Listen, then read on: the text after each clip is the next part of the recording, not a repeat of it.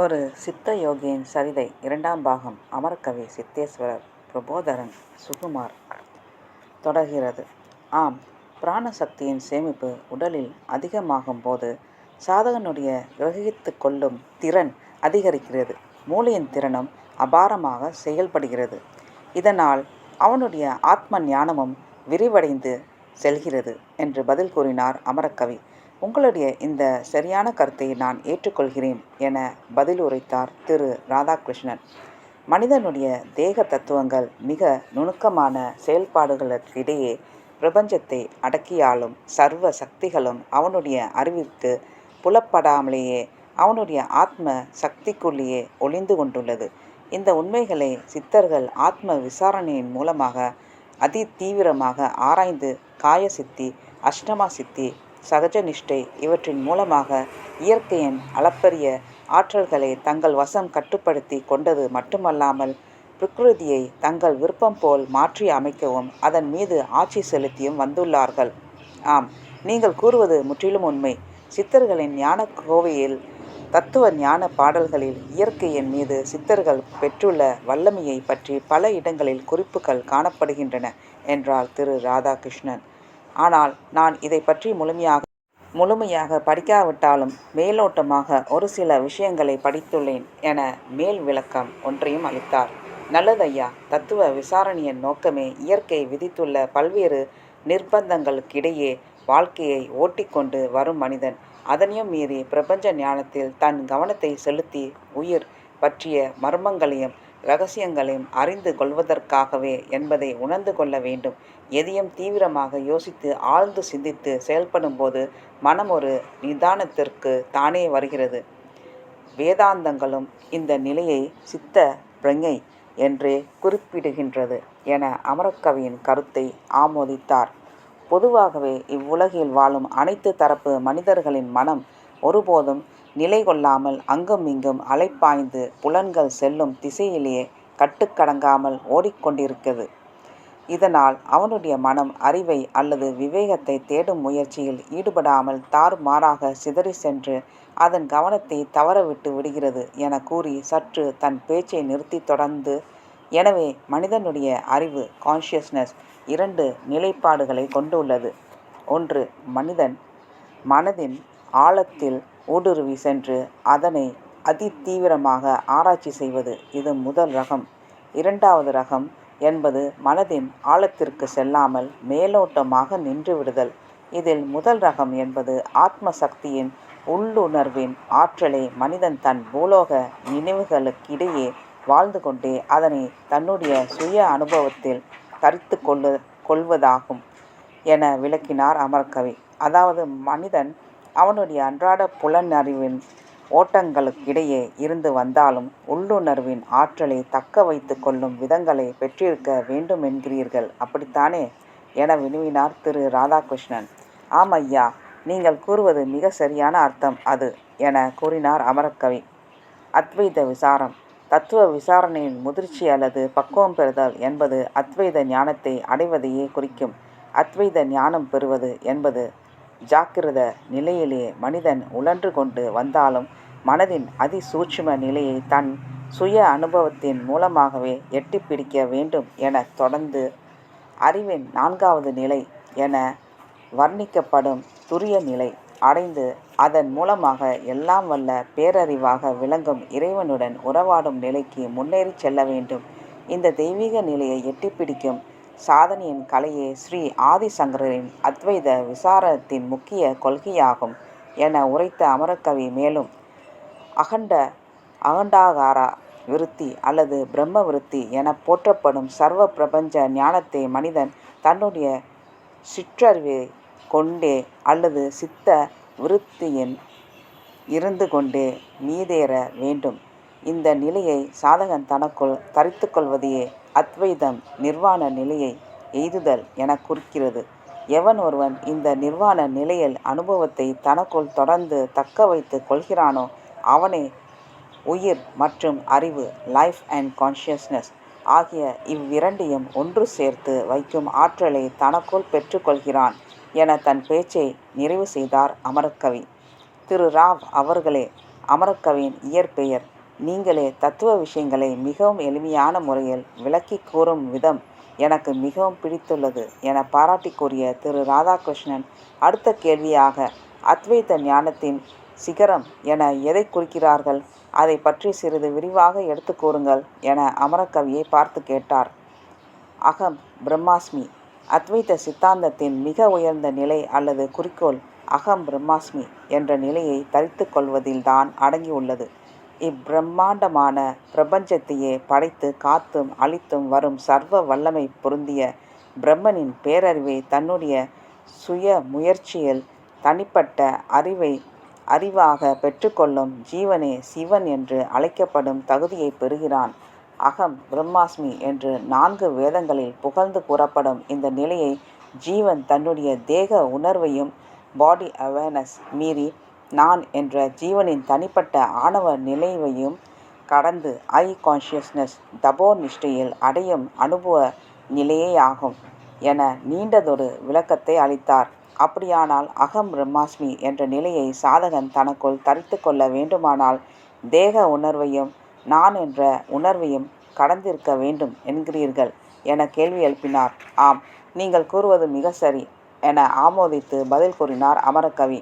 அப்படியெனில் தேக உணர்வை எந்த சாதனையின் மூலம் தாண்ட முடியும் என்ற கேள்வியை எழுப்பினார். ஐயா, இந்த கேள்விக்கான பதில் மாமேதையான உங்களுக்கு நன்கு தெரியும். இருந்தும் நான் பதில் கூறுகிறேன். மனிதன் சாமானியத்தில் தாண்டிச் செல்ல முடியாதது தேக உணர்வு. தேகாபிமானமே பிரம்ம ஞானத்திற்கு முக்கியமான சத்ரு. சொல்வதற்கும் படிப்பதற்கும் மிக சுலபமாக இருக்கும் இதனை அவ்வளவு சுலபத்தில் எவராலும் தாண்ட முடியாது. இதற்கு ஒரே வழி சாதகன் சமாதி நிலையை அடைந்தாலொழிய தேகாபிமானத்தை கடக்க இயலாது. சித்த யோக மார்க்கத்தில் இந்த நிலையை சித்தர்கள் எப்படி தாண்டினார்கள் என்றொரு வினாவை எழுப்பினார். பதஞ்சலி முனிவரின் அஷ்டாங்க யோகத்தின் முக்கிய குறிக்கோள் சாதகன் சமாதி நிலையை தொடுவதில்தான் அடங்கியுள்ளது. சிவசக்தி சம்யோகத்தின் இறுதி கட்டமான சமாதி நிலையை தொடுதல் என்பது மரணத்தை நேருக்கு நேர் எதிர்கொள்வதாகும்.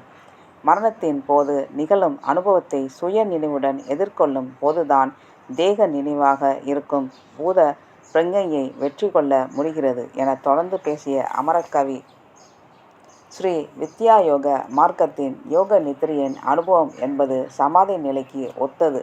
எனவே யோக நித்ரையில் தேக நினைவாக இருக்கும் பூத பிரங்கையை தாண்ட முடிகிறது என 2 வழிமுறைகளுக்கும் உள்ள வித்தியாசத்தை தெளிவுபடுத்தினார் அமரக்கவி. நீங்கள் கூறுவது யோக நித்ரை என்பது யோக மார்க்கமா அல்லது பக்தி மார்க்கமா என்று கேட்டார் திரு ராதாகிருஷ்ணன். மற்றொரு வழியும் நம்முடைய முன்னோர்கள் கையாண்டுள்ளார்கள். ஆனால் தற்காலத்தில் இதனை கையாள்வது மிக கடினம் என புதிர் போட்டு பேசிய அமரக்கவி தொடர்ந்து, அப்படியா, அதனை விளக்கி கூற முடியுமா என கேட்டார். பரபக்தி மார்க்கம் சமாதி நிலை என்பது யோக மார்க்கம் ஆகும். அது யோக சாதனையின் கடினமான முறைகளை பின்பற்றி செல்லும் முறை. அது சாமானிய மனிதர்கள் இந்நிலையை மேற்கொள்ள இயலாது. ஆனால் யோக நித்திரை என்பது பரபக்தி முறையாகும். ஆழ்வார்கள், நாயன்மார்கள் போன்ற இறைவனின் மெய் அடியார்கள் இறைவனின் மேல் கொள்ளும் எல்லையற்ற பக்தியின் அனுபவ முறை அது. பரபக்தி முறையில் அடியார்கள் அடையும் பயன் என்ன என்ற கேள்வியை எழுப்பினார் திரு ராதாகிருஷ்ணன். பரபக்தி மார்க்கம் என்பது பரமனின் தாசன் என்ற நீங்காத நினைவு. அடியார்கள் இறைவனின் லீலா விபூதிகளை எண்ணி எண்ணி பக்தி பரவசமடையும் போது மெய் மறந்து போகிறார்கள். அந்த நிலையில் அவர்களையும் அறியாமல் தேக பிரங்கையை சுலபமாக தாண்டுகிறார்கள். தெய்வத்தின் தரிசனத்தையும் நேரடியாக கண்டு ஆடி பாடி தொழுது மகிழ்கிறார்கள். ஓ அப்படியா? நான் என்ற ஜீவனின் தனிப்பட்ட ஆணவ நினைவையும் கடந்து ஐ கான்ஷியஸ்னஸ் நிற்பது என்பது மிகவும் கடினமாக காரியமாகும். அது ஞான யோகத்தின் முதிர்ச்சியில் இறைவனின் விருப்பத்தில் உள்ள ஒரு சில பிரம்ம ஞானிகளுக்கே கிட்டும் அனுபவ நிலையாகும். சரி திரு ராவ் அவர்களே, நான் இப்பொழுது ஒரு முக்கியமான கேள்வி ஒன்றிற்கு உங்களுடைய பதிலை எதிர்பார்க்கிறேன். தவத்தின் முடிவான நிலை எது என்பதை நீங்கள் கருதுகிறீர்கள் என்ற வினாவை எழுப்பினார் திரு ராதாகிருஷ்ணன். சிறிது மௌனத்திற்கு பின் அமரக்கவி அகம் பிரம்மாஸ்மி என்ற வேதமூல வாக்கியத்தில் சப்த பூமிகைகள் என்ற ஒரு நிலை அடங்கியுள்ளது. சாதகன் அந்நிலையை தொடும்போது அப்ரோஷ ஞானம் என்கிற அதி மானுஷ நிலை உண்டாகிறது. அதுவே தவத்தின் முடிவான நிலை என்று வேத உபனிஷ வாக்கியங்கள் வர்ணிக்கின்றன. சித்த பிரகாச நிஷ்டை அப்ரோஷ ஞானத்தில் உங்களுடைய அனுபவ முறை எப்படி இருந்தது என கேட்டார் திரு ராதாகிருஷ்ணன். மூல கணபதியை தாந்திர சாஸ்திர முறையில் நான் தொடர்ந்து தீவிர ஆராதனைகள் புரிந்து வந்தபோது தெய்வத்தின் அனுக்கிரகத்தினால் அக்ரோஷ ஞானத்தின் அனுபவம் எனக்கு அருள் புரியப்பட்டது. அதன் மூலமாக சப்த பூமிகையை தொடும் அனுபவம் எனக்கு கிட்டியது. நீங்கள் மிகவும் அதிர்ஷ்டசாலி என பாராட்டிய திரு ராதாகிருஷ்ணன், சச் சொரூபம் என்று எதை குறிக்கிறீர்கள் என அடுத்த வினாவை எழுப்பினார். மனிதனுடைய உண்மையை ஆத்ம நிலையம் என்பது சச் சொரூபமே என்றும், பசுமை குன்றா இயற்கை வடிவமாகும். அது பேரறிவின் ஆழத்தில் நன்கு புதையுண்டு கிடக்கிறது. சச் சொரூபம் என்பது மனிதனின் ஆத்ம நிலையம். நான் கூறுவது சரிதானே என வினவிய திரு ராதாகிருஷ்ணன், மனிதன் எந்த சாதனையின் மூலம் ஆத்ம அனுபவத்தை பெற முடியும் என இடைவெளி விடாமல் அடுத்த கேள்வியை கேட்டார். மனிதன் தன்னுடைய சுய ஆத்ம நிலையத்திற்குள் பிரவேசிக்க வேண்டுமானால் சித் பிரகாச நிஷ்டையின் அனுபவத்தை தவத்தில் பெற்றிருக்க வேண்டும். ஓ, அப்படியானால் நீங்கள் சித் பிரகாச நிஷ்டையை தவத்தில் அனுபவித்தீர்களா என வினவினார் திரு ராதாகிருஷ்ணன். ஆம், அப்படிப்பட்ட பாக்கியத்தை நான் மூல கணபதியின் உபாசனையின் மூலமாக சித் பிரகாச நிஷ்டையின் பெற்று என்னுடைய தேக பிரஞையின் நினைவில் இருந்து கொண்டே எல்லாம் வல்ல பேரறிவை சூப்பர் கான்ஷியஸ்னஸ் ஸ்டேட் எனக்குள் தரித்து கொள்ள முடிந்தது. அவ்வாறு நான் அந்த பேரறிவின் நிலைக்குள் ஊடுருவி செல்ல செல்ல நாளடைவில் பூதப்பிரஞை மெல்ல மெல்ல எனக்குள் மறைந்து கொண்டே வந்து முடிவில் தேவப்பிரஞை என்ற நிலை உதயமானது. தேவப்பிரஞை நிலையே தெய்வீக வாழ்வை நிரந்தரமாக அளிக்க வல்லது என விளக்கினார் அமரக்கவி.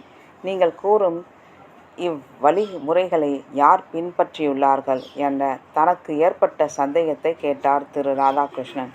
பிரம்ம சத்தியத்தின் இவ்வழிமுறைகள் யாவும் ஆதிசங்கரரின் அத்வைத விசார நூலிலும் ஸ்ரீ வித்யா யோக முறைகள் விளக்கும் சௌந்தரிய லகரியில் கூறப்பட்டுள்ளது. பண்டைய வேதகால மகரிஷிகள் இம்முறைகளை ஸ்ரீ வித்யா உபாசனை முறையில் பின்பற்றி சென்று மகத்தான யோக சாதனைகளை படைத்துள்ளார்கள் என விளக்கினார் அமரக்கவி. ஸ்ரீ வித்யா உபாசனை மார்க்கம் என்பது அவ்வளவு முக்கியத்துவம் வாய்த்ததா என ஆச்சரியம் தொனித்த குரலில் வினாவினார் திரு ராதாகிருஷ்ணன். ஆம், அதில் எந்தவித சந்தேகமும் வேண்டாம். சாகாமல் செத்து எழும் அபூர்வ கலை அது. அல்லது செத்தார் பிழைப்பார் என்பார்களே, அது ஸ்ரீ வித்யா யோக மார்க்கத்தையே குறிக்கும் சொல் வழக்கமாகும் என கூறினார் அமரக்கவி. நீங்கள் கூறும் கருத்து முற்றிலும் உண்மையே என அமரக்கவி கூறுவதை ஆமோதித்தார் திரு ராதாகிருஷ்ணன். அது மட்டுமல்ல, தியான சமாதி நிலையில் மட்டுமே அந்தர்யாமின் திவ்ய வாக்கை உணர முடியும். பரவாக்கு அமரவாக்கு என்பது அதனை குறிக்கும் சொற்களாகும். நன்றி, வணக்கம்.